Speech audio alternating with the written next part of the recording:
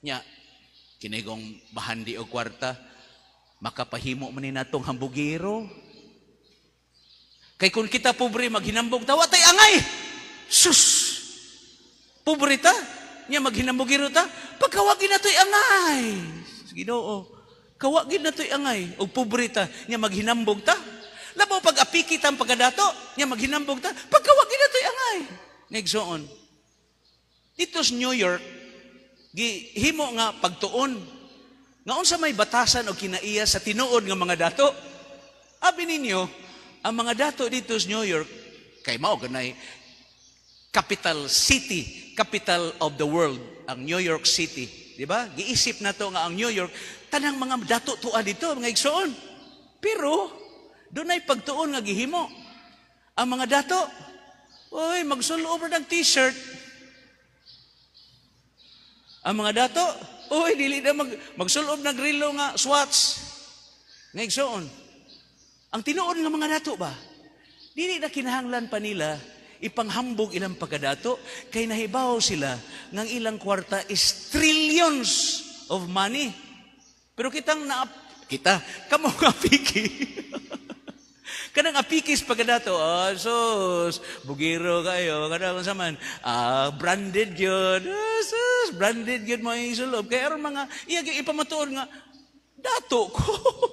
Dili na mao mga igsoon. Nya kapoy kay nang batasana, kapoy kay nang kinaiyaha. Ngay mo gyud ipamatuod nga dato ka, mga igsoon. So unsa may buta ka mapasabot? Dili lang gid mi magdato re. Ay pagdato mo. Pero tan-awa unsay kahimtang sa tong nasod. Nag-ilog sila sa kwarta sa nasod, mga igsoon. Nag-ihay og dinautay. Napay iningon patyon lang ako ning ubang kaning mga senatorial aron wala na ilaing mga senador. Kapiha sa atong nasod ron ay gubot pas lukot ang atong nasod nga igsoon.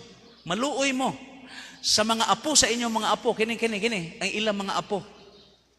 Trilyon na ang atong utang. Kinsa may imo bayad ana? Sila. Ngano man kita kay karon nagpasagad ta. Mga igsoon. We are disciples of Christ. Meaning, the mindset of God is not imposed.